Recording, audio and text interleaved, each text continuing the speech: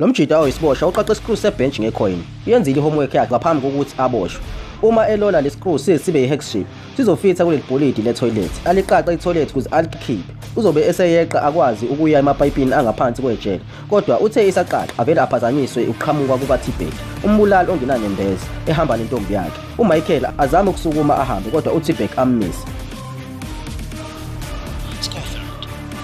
Into enginesiqiniseko sayo ukuthi umuhle ngalendlela abasho ngayo and umuhle kunayo. Iqembu leziboshwa lizoqala impi neqembu elimhlophe. uTbek utshela uMichael ukuthi abambelele ephakethini lakhe uzomvikela. uMichael anqabe ngale kokunanaza. Uzokusiza-ke ukuthi ushaye ishwapha sakho uhambe manje.